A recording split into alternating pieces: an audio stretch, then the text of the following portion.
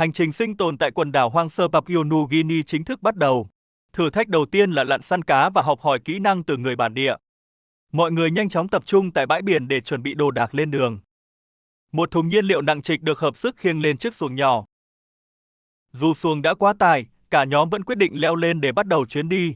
Đứng trên mạn thuyền chòng chành, nỗi lo lắng trước chuyến đi mạo hiểm khó giấu nổi. Cuối cùng chiếc xuồng cũng nổ máy vút đi, mang theo sự phấn khích tột độ. Tuy nhiên, sóng lớn liên tục dội vào thuyền khiến hành trình không hề êm ả. Để xua tan căng thẳng, nhóm lấy vài xiên thịt nướng già nhấm nháp giữa biển. Vừa ăn vừa ngắm cảnh, họ hào hứng chỉ trỏ khi phát hiện những hòn đảo xa. Đoạn phim ký ức qua về nhắc nhở về tình bạn lâu năm với những người bản địa. Trở lại hiện tại, những người bạn đồng hành vẫn đang miệt mài lái thuyền tiến bước. Chợt nhận ra một chiếc xuồng lạ đang tiến đến, họ tò mò quan sát từ xa. Bầu trời bỗng tối sầm lại báo hiệu một cơn giông lớn đang kéo tới rất nhanh. Bỏ qua thời tiết xấu, họ vẫn chăm chú quan sát mặt nước tìm luồng cá mồi. Mọi người cẩn thận chuẩn bị cần câu, sẵn sàng cho mẻ cá đầu tiên. Tranh thủ lúc cá chưa cắn câu, một người châm điếu thuốc thư giãn. Nhưng đám mây đen khổng lồ đằng sau đã cuồn cuộn đuổi theo sát nút. Cả nhóm ngoái lại nhìn bức tường mưa đang ập tới với vẻ mặt đầy lo âu. Mưa lớn trút xuống buộc họ phải căng bạt trùm kín mít để tránh rét. Cơn bão vùi dập tơi tả nhưng chiếc xuồng vẫn kiên cường vượt qua sóng dữ. Rất may mắn, họ đã kịp tấp vào một ngôi làng trên đảo để xin trú tạm. Dân làng vô cùng hiếu khách, lội ra tận nơi đón tiếp những vị khách lạ. Mọi người hối hả chuyển đồ đạc lên bờ, thở phào vì đã qua cơn nguy hiểm. Trú ẩn tạm thời xong, họ bắt đầu đi dạo quanh khám phá hòn đảo tĩnh lặng. Sang hôm sau, cả nhóm mượn một chiếc xuồng tôn để tiếp tục ra khơi câu cá. Đáy thuyền bất ngờ rỉ nước liên tục sau mỗi cú đập sóng khiến ai nấy đều lo. Dù vậy, họ vẫn quyết tâm buộc lại lưới câu để đối phó với những loài cá lớn. Cần câu vừa buông xuống nước chưa lâu đã cảm nhận được sức kéo mạnh mẽ. Cả đội phấn khích reo hò khi thấy cần công vút, báo hiệu một con mồi lớn. Kẻ lôi kéo vùng vẫy vô cùng dữ dội, đòi hỏi người câu phải dùng hết sức lực. Mọi ánh mắt đổ dồn ra mặt nước, nơi con cá khổng lồ chuẩn bị lao lên. Chiếc cần tiếp tục oằn mình chống đỡ sức mạnh khủng khiếp từ dưới biển sâu. Đến lượt người thứ hai trong nhóm thử sức với những con cá săn mồi hung hãn. Tiếng máy câu rít lên từng hồi liên tục xé tỏa không gian tĩnh lặng của vùng biển. Từng mét dây được thu lại chật vật khi con cá quyết không chịu bỏ cuộc. Cuối cùng, một con cá thu Tây Ban Nha tuyệt đẹp cũng bị kéo sát mạn thuyền. Cú móc mồi chính xác đã đưa thành của đầu tiên nằm gọn gàng trên sàn gỗ. Cả đội ăn mừng sung sướng với bữa tối thịnh soạn đã được đảm bảo chắc chắn. Thừa thắng xông lên, họ tiếp tục thả câu hy vọng kiếm thêm chiến lợi phẩm. Lần này sức kéo còn mạnh hơn trước, hứa hẹn một đối thủ đáng gờm không kém. Người cần thủ nghiến răng kìm cần, tìm cách vắt kiệt sức lực của con mồi. Cuộc giằng co kéo dài đầy căng thẳng giữa con người và đại dương mênh mông. Sau bao nỗ lực, bóng dáng một con cá thu thứ hai lấp lánh dưới làn nước xanh. Con cá được nhấc bồng lên khỏi mặt nước bằng sức mạnh phối hợp của cả hai. Niềm vui lại vỡ òa khi chiến lợi phẩm thứ hai thậm chí còn to hơn con trước. Nhóm quyết định chuyển hướng sang đánh lừa những con cá lớn bằng mồi giả. Mồi giả lướt xé nước tạo thành những vệt sóng nhỏ thu hút kẻ săn mồi. Ngay lập tức, mặt nước nổ tung khi một con thủy quái đớp gọn mồi giả. Chiếc cần cong gập tưởng chừng như sắp gãy đôi trước sức bứt phá kinh hồn. Lần này con mồi liên tục lặn sâu xuống đáy đòi hỏi sự kiên nhẫn tột độ. Một con cá khế khổng lồ, hay còn gọi là Giti, ngoi lên mặt nước đầy kiêu hãnh. Việc kéo được loài cá được mệnh danh là đấu sĩ đại dương này lên thuyền của là kỳ tích. Khép lại buổi đi câu thành công rực rỡ, họ đưa thuyền quay về phía những rạn san hô. Dấu tích của một vụ đắm tàu hiện rõ một qua làn nước trong vắt từ trên cao. Ngôi làng quen thuộc lấp ló sau những rặng cây xanh mướt chào đón họ trở về. Trên đảo, họ được chiêm ngưỡng những công cụ đánh cá truyền thống độc đáo. Một chiếc lao khổng lồ được dùng để săn những con rùa biển to lớn. Cảnh sắc hòn đảo nhiệt đới nhìn từ trên cao đẹp như một bức tranh thiên đường. Nơi đây không chỉ có thiên nhiên hùng vĩ mà còn là bối cảnh của những thước phim thú vị. Nhân lúc nghỉ ngơi, nhóm tranh thủ khoe những chiếc áo đi biển cực chất lượng. Đồ câu bền bỉ chính là bí quyết giúp họ chinh phục những chuyến đi khắc nghiệt. Dù đến bất cứ đâu, sự thân thiện của người dân bản địa luôn là điểm nhấn tuyệt vời. Bọn trẻ chạy ùa ra ngắm nghía những con cá to tướng lấp đầy lòng chiếc thuyền. Khung cảnh thanh bình của ngôi làng khiến bao mệt mỏi đều tan biến hết. Vẻ đẹp hoang sơ của những bãi cát trắng trải dài thực sự níu chân du khách. Nước vẫn rỉ vào chiếc xuồng tôn mỏng manh nhưng tiếng cười thì không dứt. Đu đưa đôi chân trên mặt nước trong vắt, họ tận hưởng cảm giác tự do tuyệt đối. Bọn trẻ trên đảo vô cùng thích thú khi được nếm thử những trái táo ngọt lạ lẫm. Gương mặt ngây thơ của các em nhỏ mang lại cảm giác bình yên đến lạ thường. Trưởng làng chia sẻ những câu chuyện dung dị về cuộc sống tự cung tự cấp nơi đây. Khu vườn nhỏ trên đảo trồng rất nhiều mía và chuối để phục vụ nhu cầu hàng ngày. Thậm chí chú chó nhỏ trên đảo cũng tỏ ra vô cùng thân thiện quấn quýt lấy khách. Trêu đùa cùng bọn trẻ và chú chó nhỏ là khoảng thời gian thư giãn nhất trong ngày. Cả đội cùng nhau hợp sức đẩy chiếc xuồng ra khơi để chuẩn bị làm bữa tối. Dân làng phấn khởi xách những con cá thu lớn đi rửa sạch trên bãi biển. Công đoạn phi lê cá được thực hiện ngay trên chiếc ván gỗ giữa thân xuồng. Bộ khung cá sạch sẽ chứng tỏ tay nghề phi lê điêu luyện không bỏ phí một chút thịt nào. Từng thớ thịt cá tơi rói được lọc ra gọn gàng chuẩn bị cho món sashimi hấp dẫn. Phía xa xa, những người phụ nữ bản địa vẫn cặm cụi trèo xuồng dưới cơn mưa giăng. Vài cậu nhóc cũng dũng cảm trèo chiếc xuồng độc mộc ra biển để thử tài sát cá. Dù chỉ bằng những lưỡi câu thô sơ, bọn trẻ vẫn kiếm được vài con cá nhỏ xinh xắn. Thành của nhỏ bé ấy cũng đủ mang lại niềm vui lớn lao cho những đứa trẻ biển cả. Con cá khế khổng lồ sẽ là tâm điểm cho bữa tiệc nướng hoành tráng tối nay. Đống lửa lớn nhanh chóng được thắp lên bằng vỏ dừa khô và củi nhặt quanh đảo. Bữa tối đậm chất sinh tồn giữa biển hoang sơ khép lại một ngày phiêu lưu. Thịt cá tơi được cắt mỏng chuẩn bị cho món sashimi hấp dẫn. Những miếng phi lê sống được bày biện đẹp mắt trên đĩa nhựa. Người dân khiêng cá lên bờ, chuẩn bị nguyên liệu cho bữa tiệc. Đống lửa được nhóm lên, mọi người quây quần chờ thưởng thức món nướng.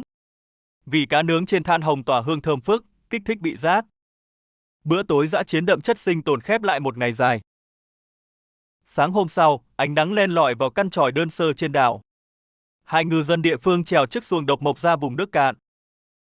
Họ chuẩn bị đồ nghề, hào hứng bắt đầu một ngày săn bắt mới. Người dẫn đường thành thạo điều khiển con thuyền lướt qua dạn san hô. Cả nhóm tận hưởng làn gió biển mát rượi và khung cảnh tuyệt đẹp.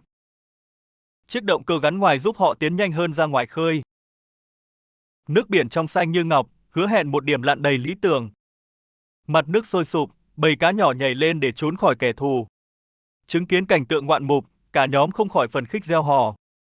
Họ nhanh chóng tiếp cận bầy cá đang bị săn đuổi ráo riết. Hàng ngàn con chim biển lao xuống, báo hiệu đàn cá lớn ở dưới. Thợ lặn ôm súng nhảy xuống, sẵn sàng cho cuộc săn bắt dưới nước. Dưới làn nước sâu thẳm, vô số cá bơi lội tung tăng quanh dạn. Một đàn cá nhồng dài ngoẵng lướt qua, lọt vào tầm ngắm của thợ săn. Mũi giáo lao vút đi, ghim trúng mục tiêu một cách vô cùng chính xác. Anh dùng dây kéo chiến lợi phẩm lên, chuẩn bị cho cú lặn tiếp theo. Dưới đáy dạn, vài con cá dạn bơi lẩn khuất, chờ đợi thời cơ ngắm bắn. Một con cá hồng lớn bị thu phục, được thợ lặn đắc ý ôm sát vào người. Quang cảnh đáy biển âm u và tĩnh lặng, đầy rẫy những dạn đá ngầm. Không bỏ cuộc, anh tiếp tục săn tìm những mục tiêu lớn hơn dưới sâu. Lần này, một con cá thu vây vàng nhanh chóng trở thành nạn nhân mũi giáo. Anh nổi lên mặt nước, vẫy gọi con thuyền đang đậu ở đằng xa. Chiếc thuyền chạy tới, những người bạn nhanh chóng giúp anh kéo cá lên. Anh đưa mũi giáo gắn cá thu vàng lên cho bạn bè kéo lên khoang. Anh mỉm cười khoe con cá thu thon dài với vạch xanh dọc thân rực rỡ. Trở về bờ, họ hào hứng mang chiến lợi phẩm khổng lồ lên bãi cát trắng. Con cá được mổ, lấy những phần ngon nhất chuẩn bị chế biến bữa ăn. Bầu trời bỗng chốc u ám, mây đen ùn ùn kéo tới báo hiệu cơn giông lớn. Họ tạm lánh vào chòi, tự thưởng cho mình một trái dừa tươi giải khát. Anh dùng dao đi rừng chặt vỏ dừa một cách dứt khoát và điệu nghệ. Bữa trưa được dọn ra với khoai lang luộc, đu đủ chín và cá chiên xù. Lớp vỏ cá vàng ươm, ruột trắng ngần, ẩm mềm ăn vô cùng vừa miệng. Cả nhóm ngon miệng thưởng thức thành của lao động giữa khung cảnh hoang dã. Ăn xong, họ lặn xuống khám phá khu vực dạn san hô thoai thoải hơn. Nơi đây tấp nập các đàn cá nhỏ bơi lội, tạo nên khung cảnh sinh động. Anh kiên nhẫn chờ đợi, nắm kỹ trước khi tung cú súng quyết định. Phát bắn trúng đích, anh thu hồi mũi giáo kéo con cá vẫy vùng lên. Dù cá giãy giụa mạnh nhưng vẫn bị lôi sành sạch nổi lên mặt nước. Những dạn đá lởm chởm và âm u khiến việc bơi lặn đòi hỏi tập trung cao. Mũi súng lại ngắm chuẩn một con cá đang bơi lơ lửng phía trước mặt. Thành quả là một con cá đuôi vàng óng ánh, giãy giụa dữ dội khi dính giáo. Xung quanh anh là một đàn cá khế khổng lồ bơi vòng tròn rất nhộn nhịp. Giữa bầy cá, nòng súng liêng ngang, chờ một bóng cá đủ lớn bơi ngang. Chớp lấy thời cơ, một con cá hồng đã bị hạ gục bởi mũi dao sắc nhọn. Mồi lớn dính giáo ngoan ngoãn nằm yên, được anh vác lên khỏi mặt nước. Trở lại thuyền, anh tự hào vứt hai chiến lợi phẩm màu đen kịt lên sàn gõ. Hoàng hôn dần buông, chiếc cần câu bỗng cong vút báo hiệu một trận chiến mới. Lực kéo mạnh mẽ khiến máy câu tuồn cước rào rào, anh phải gồng mình giữ cần. Dưới ánh chiều tà, anh căng sức chống lại con thủy quái giấu mặt dưới sâu. Sự giằng co gay cấn khiến sợi cước bị kéo căng tới giới hạn chịu đựng. Tiếc thay, lực kéo quá lớn làm đứt tung mối nối cước, vụt mất mồi ngon. Dù tiếc nuối, họ vẫn giữ nụ cười mãn nguyện vì một ngày săn bắt bội thu. Cơn giông kéo đến, cả nhóm vội vàng nhổ neo trở về, kết thúc chuyến đi tuyệt vời. Chuyến sinh tồn bắt đầu với mục tiêu săn tìm con qua bùn khổng lồ. Để tự lo bữa ăn, họ nhổ neo tiến ra vùng đảo hoang sơ tuyệt đẹp. Việc câu cá khởi động nhẹ nhàng nhưng không kém phần bất ngờ với cá mập. Trước khi đi sâu hơn, họ phải làm thủ tục giấy tờ tại trạm giao dịch. Khu vực này vẫn còn những bộ lạc săn bắn mang nét hoang dã đầy nguy hiểm. Con thuyền nhỏ được nạp đầy nhiên liệu để chuẩn bị khám phá vùng biển xa. Họ nhanh chóng đẩy thuyền rời bờ cát, bắt đầu hành trình dài phía trước. Người lái tàu vẫy tay đầy hứng khởi khi con thuyền rẽ sóng lướt đi. Mảng san hô nông dẫn lối họ tiến dần vào một ngôi làng nằm ven bờ biển. Tại đây, anh chàng làm quen với những người dân bản địa thân thiện nhai trầu đỏ. Vẻ đẹp bình yên của khu làng hiện lên qua từng tán cây xanh mướt mát. Chia tay bầy trẻ nhỏ, họ tiếp tục nhắm thẳng tiến về phía rừng ngập mặn. Chuyến săn qua bùn thực sự bắt đầu khi thuyền dừng lại bên bìa rừng. Bỏ lại thuyền, cả nhóm lội bộ qua bãi đá san hô nhấp nhô lúc cạn nước. Càng tiến sâu vào trong, bùn lầy dần thay thế cho lớp cát mềm. Địa hình đầy rễ cây chằng chịt khiến mỗi bước đi càng thêm vất vả. Khu rừng này vốn là đồn điền cũ bị bỏ hoang rậm rạp cỏ cây. Hai người dẫn đường dạn dĩ bới móc từng lớp lá rụng để tìm dấu mồi. Họ dồn sự chú ý vào các hốc rễ sú vẹt ngập trong nước đục. Một thân gỗ đổ ngang dòng trở thành chỗ đứng lý tưởng để quan sát xung quanh. Từng tảng rễ mục nát đều được soi xét kỹ lưỡng để không bỏ sót. Anh chàng thận trọng luồn lách qua rễ khổng lồ, treo hẳn qua thân gỗ lớn. Việc di chuyển vất vả đòi hỏi sự kiên nhẫn khi đứng giữa mạng nhện tự nhiên này. Lưỡi dao dựa liên tục khua nước, chọc nhẹ xuống các vũng bùn tối tăm. Dù lùng sụp từng ngóc ngách, những con qua lanh lợi vẫn trốn kỹ không để lộ mình. Anh chàng chui rạp người thò tay vào sâu trong những hốc ngầm chật hẹp nhất. Sự mệt mỏi bắt đầu hiện rõ nhưng không làm giảm đi quyết tâm lùng sụp. Để tránh sụt lún, anh đành chọn cách giữ thăng bằng đi men theo thân cây rêu phong. Bùn lầy dính chặt đầy hai chân khi họ chuẩn bị vượt nốt bãi ngập cuối. Thủy triều đang lên dần, ép cả nhóm phải tay trắng quay ngược ra cửa rừng. Thất bại với qua bùn, họ trở lại bãi rạn nông tìm cách khác kiếm đồ ăn. Chiếc thuyền lại nhổ neo thẳng tiến ra vùng nước biển sâu thẳm trong xanh. Vừa thả dây kéo, cần câu đã giật tung báo hiệu cá cắn mồi ngon. Còn cá mũ đỏ khổng lồ được kéo lên khoang tàu làm phần thưởng đầy đạn. Không dừng lại ở đó, anh lặn xuống nước với súng để mở rộng chuyến săn. Thế giới san hô bên dưới đầy màu sắc với từng đàn cá tung tăng bơi lượn. Bất chấp bầu trời vần vũ mây đỏ kỳ lạ, anh vẫn kiên trì bám theo mục tiêu. Một cú ngoi lên mặt nước cùng chiến lợi phẩm là chú cá mũ đỏ tươi rói rói. Con thuyền chạy qua khu vực đảo rậm rạp cây cối trong bóng mây vần vũ. Cuộc thám hiểm lại đưa anh lặn dọc theo rìa san hô dốc đứng nguy hiểm. Những rạn nứt sâu hoắm cung cấp môi trường sống lý tưởng cho đàn cá lớn. Anh bình tĩnh chờ đợi, giương súng ngắm qua lớp nước trong lấp lánh ánh sáng. Mũi lao sắc lẹm sẵn sàng lao đi nhắm thẳng bầy cá lượn lờ ngay trước mắt. Trở lại trên thuyền, chiếc cần câu cong ngoằn báo động sinh vật dữ tợn đã mắc câu. Một con cá mập dạn khá lớn đang điên cuồng giãy giụa sát mạn tàu. Tuy nhiên, sức mạnh hoang dã giúp nó giật đứt dây và lặn mất dạng dưới làn nước. Qua cơn nguy hiểm, cả nhóm tạm nghỉ chân trên bãi biển hoang vắng rì rào sóng vỗ. Sự hẻo lánh của hòn đảo đôi lúc được điểm xuyết bởi cư dân chèo xuồng lướt ngang. Dù ở nơi tận cùng, ứng dụng Nomad eSIM vẫn giúp anh duy trì liên lạc. Những cuộc gọi trơn tru giữa hoang đảo đã chứng minh sức mạnh của mạng di động ảo. Việc nạp thêm dữ liệu được hoàn thành chỉ trong vài cú chạm màn hình điện thoại. Mã quét tiện lợi biến mọi rào cản kết nối tại hoang đảo thành chuyện dĩ vãng. Đã nạp đủ sóng mạng, thuyền nổ máy đưa nhóm dạo qua một vòng vịnh bình yên. Khu làng yên tĩnh hiện ra với những túp lều mộc mạc ẩn mình dưới tán đại thụ. Đảo từ trên cao nhìn như viên ngọc bọc trong thảm rừng dừa bạt ngàn mát mát. Sau thoáng chốc, thuyền lướt mạnh mẽ trên dải san hô cạn để quay về điểm cắm trại. Chuyến đi trọn vẹn hơn khi anh tặng lại đồ lặn cho người phụ lái hiền lành. Khung cảnh mũi thuyền rẽ sóng hướng về đảo hoang báo hiệu ngày sắp tàn. Còn cá mú to sụ mang về từ biển sẽ là bữa tiệc thịnh soạn cho đêm nay. Cá được đánh vầy, làm sạch trực tiếp bằng nước biển ngay bờ cát trắng. Khâu chuẩn bị hoàn tất khi đống lửa củi rực cháy rôm rốp xua tan khí lạnh. Anh hào hứng chờ ngọn lửa dịu xuống thành than hồng để bắt đầu nướng chín cá. Thịt cá tơi tẩm ướp cùng chanh và sốt hòa quyện mùi biển khơi dân dã. Để có thêm tinh bột, anh mang mẹ khoai lang tím mua từ chợ già mép nước. Khoai được chà sạch hết bụi bẩn bằng lớp cát mịn trước khi đem luộc. Vì cá lớn và nồi khoai luộc cùng nhau tỏa khói thơm nước góc bếp than. Cận cảnh lớp da cá xém vàng rộm kích thích mạnh mẽ bao tử trống giống. Thành phẩm da lò được trải cẩn thận trên lớp lá rừng đầy đặn vị tự nhiên. Thớ thịt trắng gần trộn lẫn với khoai bùi béo tạo nên sự kết hợp hoàn hảo. Trong màn đêm tĩnh mịch, cả nhóm tận hưởng bữa tối ngon lành hơn bất kỳ nhà hàng nào. Sáng hôm sau, họ di chuyển bằng ô tô vào thị trấn trung tâm để bổ sung nhu yếu phẩm. Qua ông cửa kính, không khí nhộn nhịp của khu chợ ven biển dần hiện ra.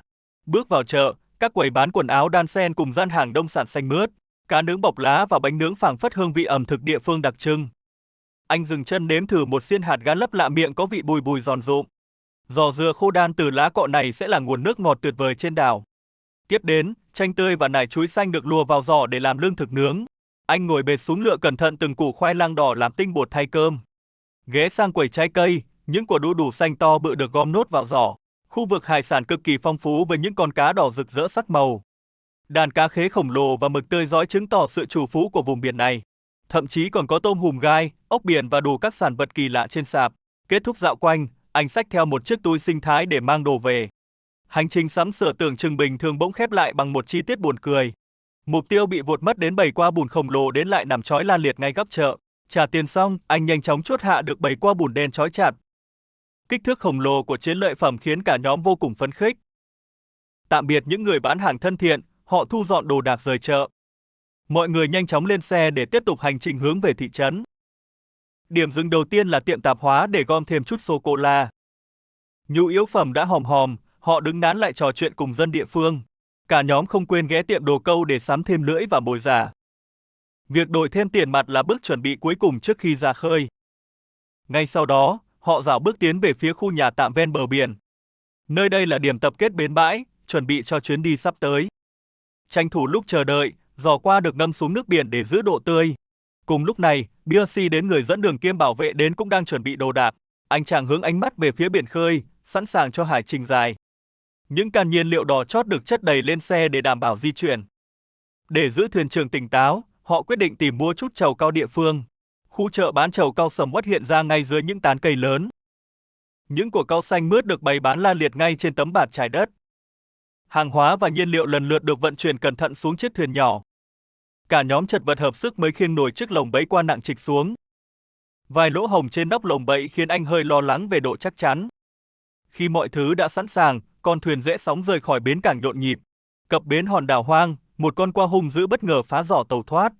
Phải mất chút sức lực, anh mới khống chế được cặp càng to khỏe của nó. Bữa tối nay hứa hẹn sẽ rất thịnh soạn với sự góp mặt của khoai lang.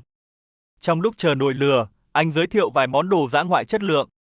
Dù sao thì chiếc bụng đói cũng đang réo gọi món khoai lang nướng hấp dẫn. Khâu chuẩn bị hoàn tất, ba người cùng nâng những trái dừa tươi lên cụng ly. Chút rượu rum cay nồng được pha thêm vào để xua tan cái lạnh vùng biển. Thức uống mộc mạc này chính là chất xúc tác hoàn hảo cho đêm lửa trại. Khi than đã đượm hồng, bầy qua bướng bỉnh bị dốc ngược ra khỏi giò đan. Cầm chiến lợi phẩm trên tay, anh không giấu nổi sự tự hào về bữa tối. Từng củ khoai lang được vùi sâu vào lớp than đang tỏa nhiệt hừng hực. Ngay sau đó, những con qua khổng lồ cũng bị ném thẳng vào giữa đống lửa. Để giữ trọn hương vị, họ phủ kín thêm những cành lá tươi xanh lên trên. Chẳng mấy chốc, món qua nướng với lớp vỏ đỏ au bắt mắt đã ra lò. Ba người quây quần bên nhau, say sưa thưởng thức hương vị biển cả tuyệt hảo. Thịt qua chắc nịch chính là phần thưởng xứng đáng nhất cho ngày dài mệt mỏi. Chuyến đi bắt đầu bằng khung cảnh tuyệt đẹp của hòn đảo miền nhiệt đới. Ngay trên bãi cỏ, thành của đi săn của cả ngày dài được bày ra. Dưới đại dương, họ vô tình lọt vào đàn cá đang bơi lượn. Mũi lao đã được dương lên nhưng có bóng dáng cá mập xuất hiện. Mặc kệ sự đe dọa, phát súng chuẩn xác vẫn được bắn ra. Con mồi đã bị bắn trúng nhưng họ phải đối mặt với thử thách mới. Khu vực lặn bắn hôm nay sóng biển đang vỗ rất dữ dội. Khung cảnh yên tĩnh dưới mặt nước hoàn toàn trái ngược với những con sóng lớn. Họ đã bắn trúng một con cá và đang cố sức kéo nó lên. Đồng đội đang ở phía trên để ra hiệu sẵn sàng hỗ trợ thu mồi. Sau nỗ lực giằng co, con cá ngừ đã hoàn toàn kiệt sức. Ánh mắt vẫn đang quan sát cẩn thận để tránh bầy cá mập. Mọi nỗ lực tập trung vào việc kéo con cá về phía người lặn. Sự hợp tác nhịp nhàng giữa hai người đã giúp thu thập chiến lợi phẩm. Chiến binh cá ngừ răng chó này nhanh chóng được đưa lên thuyền. Cả nhóm rạng rỡ với thành của lặn bắn khó nhọc vừa đạt được. Không chần chừ, họ đổ máy hướng thẳng ra khu vực nước sâu. Mục tiêu tiếp theo là thử nghiệm kỹ thuật câu máy ở vùng biển này. Bộ dây câu phức tạp với chùm lưỡi lớn được móc sẵn mồi. Miếng mồi cao su màu xanh bọc ngoài lưỡi câu để thu hút cá. Chì nặng được thả xuống kéo theo toàn bộ hệ thống lưỡi câu. Máy câu xả cước liên tục khi mồi chìm sâu xuống mặt nước. Anh liên tục theo dõi màn hình của máy để kiểm tra độ sâu. Người lái thuyền phải tập trung giữ hướng để dây câu luôn thẳng đứng. Ánh mắt chăm chú theo dõi những chuyển động nhẹ nhất ở đầu cần. Không gian trên thuyền tĩnh lặng chờ đợi khoảnh khắc cắn câu. Và rồi một lực giật mạnh báo hiệu có con mồi đã dính bẫy. Niềm vui sướng vỡ òa khi anh bắt đầu bấm máy cuốn cước. Họ đã phải gồng mình giữ cần vì lực phản kháng dưới đáy rất mạnh. Mọi người đồn đoán xem con quái vật nào đang giằng co phía dưới. Nhưng không may con mồi đã thoát thân ngay ở phút cuối cùng. Cuộc chiến kết thúc trong sự thất vọng lộ rõ trên gương mặt anh. Dù vậy, họ vẫn tiếp tục gắn thêm mồi mới cho lần thử sau. Mọi người lại hy vọng cỗ máy kéo cá sẽ gặt hái thành công. Sự mệt mỏi dường như tiêu tan khi cảm nhận được lực cắn mới. Tiếng máy rít báo hiệu khoảng cách với con cá đang được rút ngắn. Lần này họ tự tin hơn hẳn khi chuẩn bị đón cá lên thuyền. Một sinh vật đỏ rực hiện lên mang lại sự phấn khích tột độ. Và đó chính là một con cá hồng biển sâu có màu sắc bắt mắt. Tiếp đà hưng phấn, họ quyết định thực hiện luôn lượt thả mồi tiếp theo. Sức nặng từ con cá thứ hai này cũng không hề kém cạnh. Nụ cười không ngớt trên môi khi thấy quá trình thu dây khá suôn sẻ. Anh liên tục thông báo về độ sâu đang giảm dần trên máy. Có vẻ như họ đã làm chủ được kỹ năng câu nước sâu này. Anh gồng mình dùng tay hỗ trợ máy nhấc sinh vật lên khỏi mặt nước. Đại dương tiếp tục ưu ái tặng cho họ một con cá hồng thứ hai. Kích thước và màu sắc của nó cũng vô cùng rực rỡ và ấn tượng. Sau khi no nê chiến lợi phẩm, cả đoàn di chuyển đến một hòn đảo xa. Đây là một miệng núi lửa cổ đại đã bị nước biển xâm thực. Bên trong vịnh là một cảnh quan thiên nhiên kỳ vĩ được bao bọc. Họ vô cùng hào hứng tiến vào khu vực bên trong để khám phá. Bỏ qua sự nguy hiểm, họ quyết định thả neo ngay khu vực nước nông. Một người háo hức nhảy xuống nước với súng phóng lao trên tay. Làn nước trong vắt để lộ những rạn san hô vô cùng tuyệt đẹp. Với súng 55, anh len lỏi qua các khe nứt tìm mục tiêu. Một con cá đỏ rực lọt vào tầm ngắm, kết thúc ngay bởi mũi lao. Niềm vui của người đi săn được bộc lộ rõ khi giữ chặt cá lặn lên. Quay trở lại thuyền, anh tiếp tục lùng sục vùng san hô nhiều màu. Sau vài phút ngụp lặn, một chiến binh cá hồng khác cũng phải chịu thua. Hai con cá đỏ tươi chói lọi làm chiến lợi phẩm hoàn hảo cho ngày mới. Sau buổi săn bắn, đoàn di chuyển về phía bản làng của người dân địa phương. Những người phụ nữ và trẻ em thân thiện đổ xô ra biển để chào đón họ. Nụ cười vô tư của cậu bé khiến chuyến thăm bản làng thêm phần ý nghĩa. Họ được chứng kiến quá trình đóng chiếc cano khổng lồ của làng. Nó được đục đẽo tỉ mỉ hoàn toàn bằng tay từ một thân cây lớn. Dân làng giới thiệu hệ thống càng thăng bằng truyền thống của thuyền. Các thành gỗ được buộc chặt chẽ với nhau bởi vô số lớp dây rừng. Cấu trúc tuy mộc mạc nhưng đảm bảo sự cân bằng vững chắc trên sóng lớn.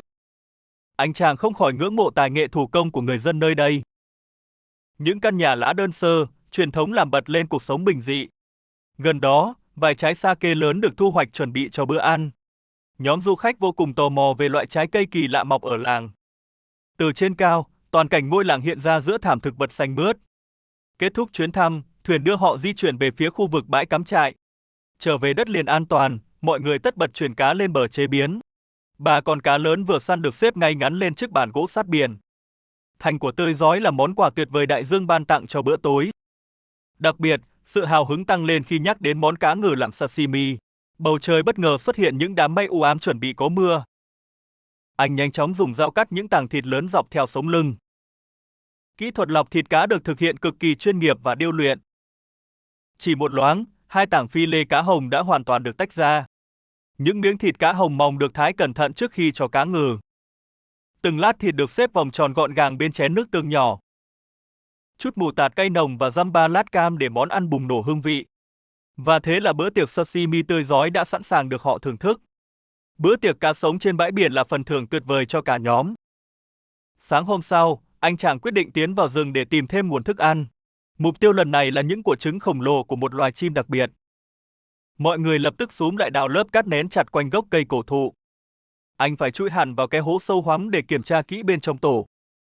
Dù đã tìm kiếm rất cẩn thận nhưng cái tổ này dường như đã trống rỗng. Không nản lòng, người bản địa đào tiếp và cuối cùng cũng tìm thấy một quả. Cậu bé vui vẻ khoe chiến lợi phẩm to lớn vừa đào được từ dưới cát. Ngay sau đó, họ chuyển sang gốc cây khác để thử vận may thêm lần nữa. Lần này may mắn lại mỉm cười khi quả trứng thứ hai nguyên vẹn lộ diện. Hóa ra loài chim này có tập tính vùi trứng rất sâu để ấp tự nhiên. Nhiệt lượng từ lớp lá mục phân hủy là lò ấp hoàn hảo cho chim non. Trái ngọt thu về là những quả trứng to bự chứa đầy dinh dưỡng quý giá. Xong phần trứng, cả nhóm liền chuyển mục tiêu sang một thân cây đã mục nát. Ẩn sâu bên trong lớp vỏ cứng là những con đuông khổng lồ béo ngậy. Đây chính là món đặc sản chứa lượng đạm tuyệt vời của người dân bản địa. Anh dùng dao dựa đẽo tung lớp vỏ gỗ để moi thêm lũ đuông ra ngoài. Những người thợ săn giàu kinh nghiệm nhanh chóng phát hiện ra một tổ đuông khác. Một cành cây nhỏ được dùng để dụ con đuông cắn chặt rồi kéo ra ngoài. Kích thước của ấu trùng này lớn đến mức choán gần trọn cả lòng bàn tay. Hàm răng sắc nhọn buộc cả nhóm phải nấu thật 9 món này trước khi ăn. Để cân bằng bữa ăn, họ dùng gậy ném liên tục lên cành cây trên cao. Việc đánh rụng những củ xanh treo trên ngọn cây thực sự không hề đơn giản. Cuối cùng chùm của cũng rụng xuống và được cậu bé nhanh nhảu nhặt gọn tay. Vị chua nhẹ của chúng sẽ giúp cân bằng hoàn hảo hương vị cho bữa ăn. Gom đủ nguyên liệu, anh khoe chiến lợi phẩm đựng gọn trong 2 chiếc giỏ đan. Bếp lửa nhanh chóng được nhen lên bằng củi khô ngay bên mép nước bãi biển. Trứng chim được bọc kín cẩn thận bằng lá xanh để không bị nứt lúc nướng. Những xiên đuông béo ngậy lập tức được nướng xèo xèo ngay trên ngọn lửa hồng. Khi bọc lá cháy xém được mở ra, của trứng bên trong đã chín thơm lừng. Dù hơi rùng rợn, phần phôi thai chim lại là nguồn đạm vô cùng quý giá. Đồ ăn đã chín, cả nhóm quây quần bên bếp lửa để tận hưởng bữa sáng. Xiên đuông nướng mang lại cảm giác giòn tan bên ngoài nhưng béo ngậy bên trong. Hương vị tuyệt vời này khiến cả nhóm không thể cưỡng lại mà ăn ngon lành. Bữa ăn sáng hoang dã nhanh chóng được khép lại bằng ngụm nước rửa thanh mát. Xong bữa sáng, người đàn ông muốn cong một cành cây dẻo dai để tạo bẫy. Thòng lọng tàng hình được ngụy trang khéo léo để tóm gọn con mồi xa lưới. Chốt gài nhạy bén được giữ chặt bằng những nhánh cây nhỏ cắm sâu vào đất. Lối đi được thu hẹp ép nạn nhân phải chui thẳng qua tâm của thòng lọng. Cuối cùng, một miếng cùi dừa tươi được bổ ra làm mồi nhử tuyệt vời. Chạm vào thanh gạt, thòng lọng lập tức siết chặt hất tung nạn nhân lên không. Chiếc camera được đặt ngụy trang để chờ ghi lại khoảnh khắc con thú sập bẫy. Rời rừng sâu, anh ghé qua vùng canh tác cung cấp nguồn rau xanh thiết yếu. Bàn tay cần mẫn đã quy hoạch mảnh đất thành khu vườn nông sản tươi tốt. Hàng đu đủ xanh tốt hứa hẹn mang lại vụ thu hoạch trái cây trĩu nặng. Cổ mọc trĩu nặng dọc thân cây minh chứng mảnh vườn này vô cùng phì nhiêu. Cạnh đó, những luống rau mầm bơn mờn thi nhau đâm chồi hứa hẹn đơm hoa. Những biển báo hạt giống giúp họ kiểm soát rõ ràng mọi cây trồng mọc lên. Dừng chân, anh ngắt chiếc lá rau nhiệt đới mọng nước rất tốt để nấu canh. Kế bên luống ớt xanh đan xen rau muống tùm là nguồn cung gia vị. Khu vườn sinh thái khổng lồ là chìa khóa giúp cư dân duy trì sống sót. Anh liên tưởng tới đàn trâu bò chăn thả nhàn nhã ở trang trại quê hương. Dù khô cằn, nỗ lực tự canh tác của dân làng thực sự rất đáng nể. Những mầm non yếu ớt được quân lưới bảo vệ cẩn thận tránh bị nhai nát. Trở về, bàn tiệc khổng lồ bày trên lá chuối hứa hẹn dẹp tan cơn đói. Món cá hồng hấp bơ chanh tỏa hương nước mũi làm trung tâm cho mâm tiệc. Phần nạc cá trắng phao mềm rục múc lên đĩa nóng ăn kèm lát bơ tươi. Miếng thịt cá béo ngọt tan chảy mang đến cảm giác thỏa mãn vô song. Hành trình bắt đầu tại hòn đảo nhiệt đới với vùng nước xanh ngọc tuyệt đẹp. Ngay vùng nước nông, anh nhanh mắt phát hiện một chiếc vỏ dừa lơ lửng.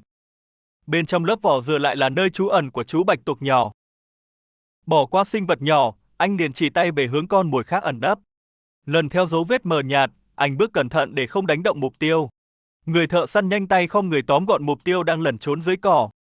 Mặc kệ những cú kẹp nguy hiểm, anh mạnh mẽ lôi con vật ra khỏi bùn. Hóa ra là một con qua bùn khổng lồ mang cặp càng đen bóng dữ tợn. Có được chiến lợi phẩm lớn, anh vui vẻ cầm con qua đi dọc bờ biển. Bãi cạn vẫn giấu nhiều bí mật khi anh chỉ tay vào một cái hang nhỏ. Lòng hang cất giấu loài tôm tít có tốc độ vung càng chớp nhoáng đầy uy lực. Rời vùng nước nông, anh tiến thẳng vào khu rừng ngập mặn rậm rạp rễ cây. Anh cẩn thận dùng tay luồn lách qua lớp bùn để bới tìm các hang kín. Bất chấp bùn lầy khó khăn, anh kiên nhẫn bới móc dưới gốc rễ cây đước. Nhờ kỹ năng săn bắt điêu luyện, anh lôi ra thêm một con qua bùn lớn. Dù lấm lem bùn đất, niềm vui chiến thắng vẫn hiện rõ trên gương mặt anh. Những chiến lợi phẩm khổng lồ này hứa hẹn mang lại một bữa ăn thịnh soạn. Anh xách theo những con qua hùng dữ băng qua rừng rậm quay về khu trại. Cùng lúc đó, mây đen ngoài khơi kéo đến báo hiệu cơn giông lớn sắp tới. Về đến bãi biển an toàn, anh hào hứng khoe thành của đi lội bùn vất vả. Những cậu bé địa phương tò mò xúm lại xem đàn qua khổng lồ vạm vỡ. Ngay sau đó, đàn qua được xếp lên chiếc vỉ thép nướng trên ngọn lửa hồng.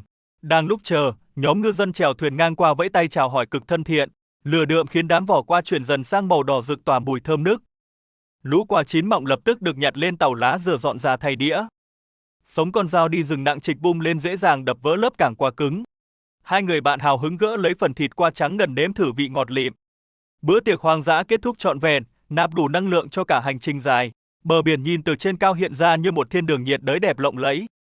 Dọn dẹp xong, nhóm bạn liền mang đồ đạc ra khơi tiếp tục hành trình khám phá.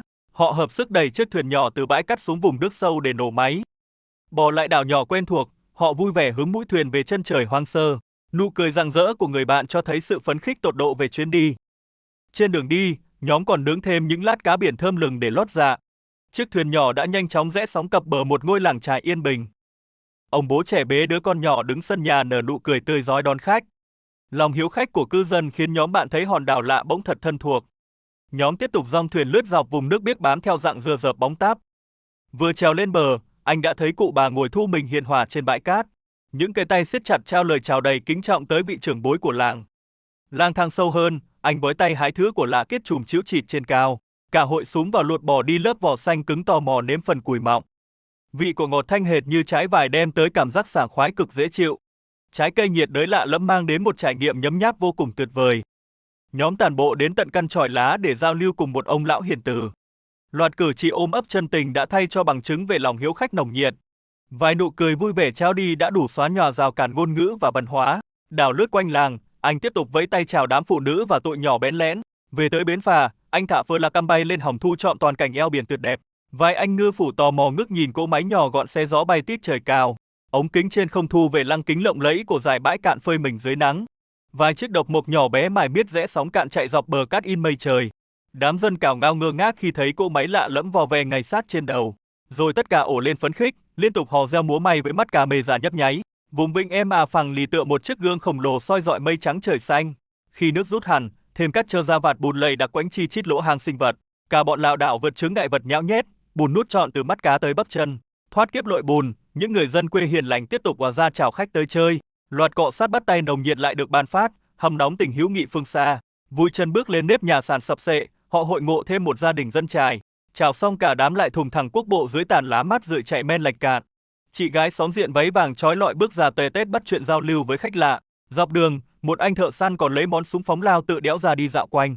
Để trổ tài thiết đãi, đám thanh niên làng liền tỉa ngay ngọn dừa cao ngút tầm mắt. Vô cùng lanh lẹ, một nhóc thì thoăn thoắt bám thân cây leo tót vút thẳng lên ngọn. Khi chạm đỉnh, thằng nhóc cứ thế vạn của ném dụng lộp bộp xuống thảm cỏ mềm nhũn. Ở phía dưới, con dao dựa bén ngót loáng cái đã bạt bay nắp mấy sọ dừa xanh. Luồng nước dừa ngọt lịm rót xuống lập tức gội rửa sạch bách cơn khát chưa hề xé thịt. Đôi bên ân cần trao lời cảm tạ rồi anh xách máy đi dạo tiếp dọc mép sóng. Phờ la cam bay lên khoe luôn đường cong cọp mác thiên đường của roi cắt trắng bo viền rừng. Nhóm khách cứ thế ung dung tản bộ ven bờ, tận hưởng nhịp sống chậm rãi vô cùng thanh bình. Từng vệt bước chân hằn lên cát mịn đan xen khép lại trọn vẹn màn thăm thú làng mạc. Luồn sâu qua bụi rậm, anh khoái chí cưng đựng một bé cún lông khoang nghịch ngợm hết nấc, còn cún tí hon cứ lăng xăng hít hà, đánh hơi nồng nhiệt đôi tay trái sạn lấm đất. Anh lại lôi dế cưng ra khoe mấy nhóc tì làng video thu phục thủy quái hoành tráng. Cơ mà bé cún háu ăn chỉ thiết tha liếm láp ngón tay anh làm đũng cực ngọt. Trong ngách rừng hiện ra thêm miệng giếng nước ngọt thô sơ quây chặt bằng trụ tôn dì xét. Bác thợ giải thích cách cắt biển tẩy lọc mặn chắt nhà ra giọt nước thanh khiết sống còn. Lúc rào về biển, nền mây đục ngầu cuộn xoáy ngầm ám chỉ rông bão dục dịch đánh úp. Lội ngang mặt nước, anh khẩn trương hội y lái thuyền lập mưu thoái lui tị nạn tức thời. Trèo tót lên ván thuyền, tất cả hú còi vít ga vọt thẳng tháo thân khỏi bãi đác trơ trọi. Mũi tay gồng lên chĩa thẳng tắp về miệng sông lẩn khuất hy vọng nhắm trúng bến tránh bao em. Động cơ gầm rít phi thuyền lao tọt vô cửa lạch, mặc sắc vùng khơi oằn mình cống mây đen. Càng trôi sâu, dặng dừa nước hoang dại mọc ken đặc hai bên hợp thành vách tường chắn gió cứng cựa. Lọt thỏm vô luồng rạch, sóng gợn mất tăm bỏ ngỏ mặt nước phẳng lì dìu mũi đỏ lướt êm ái. Cúi rạp mình tò mò rà soát lạch nước tĩnh mịch, anh nhấp nhổm săn tìm một màn đụng độ mới lạ. Tiến sâu vào lạch, anh chàng háo hức chia sẻ kế hoạch tìm chỗ nghỉ ngơi. Phía trước, một khu dân cư ven sông dần hiện ra như bến đỗ lý tưởng. Thấy bóng thuyền lạ, đám trẻ con trong làng liền reo hò nhảy xuống nước. Biết vùng nước an toàn, vị khách cũng không ngần ngại lội xuống giải nhiệt. Dòng nước ngọt mát lành lập tức cuốn trôi mọi mỏi mệt sau chuyến đi. Trở lại thuyền, anh bắt đầu dò mắt quan sát để tìm cơ hội giao thương. Người dân bản địa vô cùng thân thiện, sẵn sàng mở lời đón tiếp khách lạ. Các món hàng hóa nhanh chóng được ngã giá ngay bến lạch rộn ràng. Để tự lựa đồ, anh xin quá giang trên chiếc xuồng độc mộc trông tranh. Dù có người giữ chặt, việc giữ thăng bằng trên phiến gỗ chẳng hề dễ dàng. Yên vị xong xuôi, anh hồi hộp chuẩn bị tiến sâu vào khu rừng ven sông. Nhịp chèo êm ái đưa vị khách len lỏi qua từng tán cây rậm rạp. Vừa cập bờ, thảm thực vật hoang sơ xanh mướt lập tức trải ra trước mắt. Chẳng chần chừ, người dẫn đường thoăn thoắt vung dựa hạ gục buồng chuối chĩu quả. Chiến lợi phẩm đặng chĩu cẩn thận được hai người vác vội xuống xuồng mang về. Để đáp lễ, cả nhóm lập tức đem túi gạo dự trữ ra trao đổi. Cộng thêm vài điếu thuốc lá, cuộc giao thương khép lại trong sự bằng lòng. Xong xuôi, anh không quên nán lại đập tay chào tạm biệt lũ trẻ hiếu khách. Dẫu bất đồng ngôn ngữ, nụ cười rạng rỡ đã đủ xóa nhòa mọi rào cản.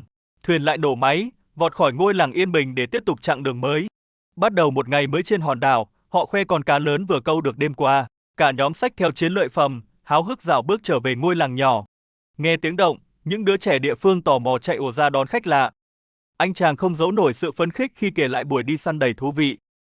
Họ nhanh chóng đổi cá lấy một giỏ trứng tươi, chuẩn bị cho bữa ăn sắp tới. Sáng hôm sau, chiếc thuyền nhỏ đưa họ rẽ sóng tiến về phía chợ phiên.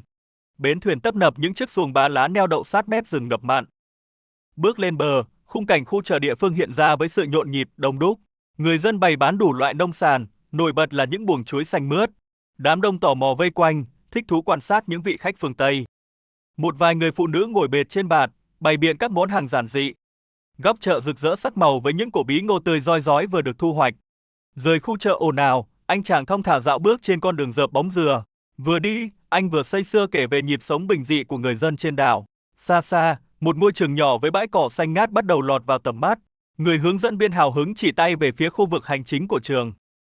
Sân trường vang bằng tiếng cười đùa của lũ trẻ đang vui vẻ chạy nhảy. Bước vào trong, khu nhà ăn rộng thênh thang hiện ra trước mắt cả nhóm. Không gian mộc mạc với những dãy bàn gỗ dài xếp san sát nhau trên nền đất. Người bạn đồng hành tiếp tục kể thêm về nhịp sống thường ngày của bọn trẻ. Trở ra ngoài, họ đi ngang qua con đường mòn nhỏ để tiến về phía cây cầu. Anh chàng thích thú giới thiệu về một loại gỗ cứng nổi tiếng của vùng này. Dưới gầm cầu, những khúc gỗ rêu phong vẫn nằm yên lìm phó mặc cho thời gian. Họ quay lại bến, bắt đầu dỡ những giỏ nông sản đầy ắp lên chiếc xuồng. Những vị khách nán lại vẫy tay chào tạm biệt dân làng trước khi lên thuyền. Chiếc thuyền xé sóng, bỏ lại ngôi làng yên bình đang mờ dần phía chân trời. Khung cảnh vùng vịnh tĩnh lặng hiện ra trong veo như một bức tranh tuyệt đẹp. Ngồi trên bãi biển, anh chàng lấy điện thoại ra gọi một cuộc ngắn gọn về nhà. Để duy trì kết nối ở đây, họ phải dùng đến một tiện ích mạng khá đặc biệt. Anh vui vẻ giới thiệu về nấu mắt eSIM, giải pháp mạng không dây hiệu quả cho dân phượt. Giao diện ứng dụng hiện lên rõ ràng, dễ dàng thao tác mua dung lượng chỉ vài bước. Anh thao tác bật HCPass để chia sẻ mạng cho mọi người cùng sử dụng nhanh chóng. Kết thúc màn chia sẻ, anh không quên gửi tặng mã giảm giá cho người xem. Trở lại chiếc xuồng, anh thích thú kiểm tra những giỏ hàng đan lát bắt mắt. Giỏ được tiết từ lá tự nhiên, chắc chắn và đủ lớn để đựng nhiều củ quả. Những chiếc giỏ không chỉ tiện dụng mà còn mang đậm nét văn hóa đặc trưng. Xa xa, một chiếc xuồng đục từ thân cây nguyên khối nằm tĩnh lặng trên bãi cát. Bước vào làng, họ ngạc nhiên khi thấy một chú vẹt đậu trên đầu cậu bé con. Chú vẹt dạn dĩ chuyển sang đậu trên vai anh chàng một cách rất tự nhiên. Với bộ lông đỏ rực rỡ, nó trông vô cùng nổi bật giữa tán cây xanh lá. Họ tiếp tục tiến sâu vào trong, khám phá một phần khác của ngôi làng hoang sơ. Những túp lều lợp lá truyền thống lấp ló ẩn hiện dưới tán rừng rậm rạp. Bất ngờ, họ tìm thấy một khẩu súng máy rỉ sét từ thời chiến tranh còn sót lại. Bỏ qua tàn tích chiến tranh, họ lại tìm thấy một chú vẹt xanh rất hiền lành. Anh chàng say sưa giải thích về lối sống hòa mình với thiên nhiên của người dân. Bước lên một ngôi nhà sàn cao, anh đưa mắt ngắm nhìn thiết kế bên trong. Căn phòng ngủ khá đơn sơ nhưng được trang bị màn tuyên chống muỗi rất cẩn thận. Phần trần nhà được trang trí bằng một chùm rễ cây đen nhánh kết hợp vỏ ốc lạ mắt. Anh tiếp tục rào bước qua khoảng sân rộng, nơi có chiếc máy bơm nước kiểu cũ. Dù đã hoen rỉ, chiếc máy bơm dường như vẫn lưu giữ chút kỷ niệm của ngôi làng. Ngước nhìn lên, anh thấy những cột sake tròn trịa đang treo lơ lửng trên cành. Tấm biển cảnh báo bằng gỗ nhắc nhở mọi người về ranh giới an ninh khu vực. Lúc này, họ bắt đầu đi tìm hang ổ của một loài chim hoang dã đẻ trứng lớn. Những chú chim đen đang nhẩn nhã bới đất ngay trong khuôn viên của ngôi làng. Một người dân địa phương đang hì hục đào sâu xuống lớp cát để lấy trứng. Thấy vậy, anh chàng cũng không ngần ngại lao vào phụ giúp bới tung lớp đất. Vừa đào, anh vừa giải thích cách chim mẹ vùi trứng thật sâu để giữ ấm. Sau một hồi nỗ lực, quả trứng khổng lồ đã lộ diện ngay dưới đáy hố sâu. Anh phải chui hẳn nửa người xuống hố mới với tới quả trứng lấm lem đất cát. Vui sướng cầm chiến lợi phẩm trên tay, anh không giấu nổi sự tự hào. Ngay lập tức, cả nhóm di chuyển ra bãi biển, bắt tay nhóm lửa để nấu nướng. Những thanh củi khô cháy phừng phực, báo hiệu một bữa tiệc ngon miệng sắp bắt đầu. Chiếc tàu dừa tươi được trải ra làm thớt chuẩn bị cho món ăn độc đáo. Anh chàng cẩn thận dọc phần xương lá, chuẩn bị dùng làm lạt buộc thức ăn. Lá được tước gọn gàng, hơ qua ngọn lửa cho mềm và dai hơn để dễ gói. Anh bạn đồng hành thoăn thoắt dùng lạt hơ qua lửa để tăng độ dẻo dai. Món ăn chính là cổ bí ngô khoét rỗng ruột, bọc ngoài bằng lớp lá dừa tươi. Bên trong cổ bí đã được nhồi sẵn phần ruột chín vàng vô cùng hấp dẫn. Họ cẩn thận đặt những quả trứng vừa đào được lên bàn, chuẩn bị cho bước tiếp theo. Quả trứng được đập vỡ cẩn thận, để lộ lòng đỏ khổng lồ bên trong. Trứng được trút thẳng vào lỗ khoét sẵn trên cổ bí ngô, vàng ươm trào ra. Chứng kiến cảnh tượng này, cả nhóm không nhịn được mà phá lên cười sảng khoái. Sau khi hoàn thành cổ bí, họ tiếp tục đập thêm 2 quả trứng nữa. Lần này, trứng được trút trực tiếp lên phần lá dừa đã hơ mềm để làm món tráng. Anh bạn khéo léo dùng lạt khâu mép lá lại, tạo thành một chiếc túi đựng trứng. Dù đơn sơ, nhưng kỹ thuật gói ghém này lại vô cùng hiệu quả và chắc chắn. Tiếng cười lại vang lên khi quả trứng vô tình bị bóp mạnh, lòng đỏ bắn tứ tung. Dù hơi lấm lem, mọi người vẫn vui vẻ tận hưởng khoảnh khắc thú vị này. Cuối cùng, chiếc túi lá đựng trứng được đặt cẩn thận lên bếp than hồng rực. Không may, cổ bí ngô nướng quá lửa đã bị nứt bung, trao cả phần trứng ra ngoài. Dù hơi tiếc nuối, họ đành ngậm ngùi dọn phần bí ngô hỏng sang một bên. May mắn thay, phần trứng nướng trong lá lại thành công rực rỡ, bốc khói thơm lừng. Lớp lá xém đen được rạch ra, để lộ phần trứng trắng vàng rộm vô cùng hấp dẫn. Anh chàng nhanh chóng cắt nhỏ phần trứng, chia đều cho mọi người cùng thưởng thức. Bữa ăn dã chiến tuy giản dị nhưng ngập tràn tiếng cười và hương vị độc đáo. Khép lại một ngày vui vẻ, phần trứng nướng ngon lành nhanh chóng được chén sạch. Tiếp tục hành trình, mục tiêu tiếp theo của họ là khu rừng ngập mặn. Tranh thủ lúc thủy chiều xuống thấp, cả hai bắt đầu lội xuống vùng nước nông. Dưới cái nắng hòa, họ vừa đi vừa quan sát kỹ các bãi sình lầy. Nơi những gốc cây rậm rạp chính là chỗ trú ngụ lý tưởng của Qua Bùn. Họ cẩn thận vạch từng đám rễ chằng chịt để tìm kiếm dấu vết con mồi. Đột nhiên, một trong hai người tinh ý phát hiện ra điều gì đó bất thường. Anh nhanh chóng trèo hẳn lên cành cây cao để mở rộng tầm nhìn xung quanh. Việc di chuyển khá chật vật khi phải giữ thăng bằng trên mớ rễ trơn trượt. Sau một hồi luồn lách, họ đã tiếp cận được vị trí con mồi ẩn nấp. Bằng sự khéo léo, anh thò tay vào khe hẹp lôi ra con vật khổng lồ. Đó chính là một con qua bùn đen bóng với kích thước vô cùng ấn tượng. Việc giữ chặt sinh vật này trên tay cũng đòi hỏi anh phải hết sức cẩn thận. Cặp càng vĩ đại của nó chứng tỏ sức mạnh tấn công vô cùng đáng gờm. Dù thấm mệt, chiến lợi phẩm này khiến mọi vất vả dường như tan biến hoàn toàn. Ngay sau đó, những con qua khổng lồ được đem nướng trực tiếp trên đống lửa. Lớp vỏ rạch ra lộ phần thịt trắng ngần, khép lại chuyến đi thật mỹ mãn.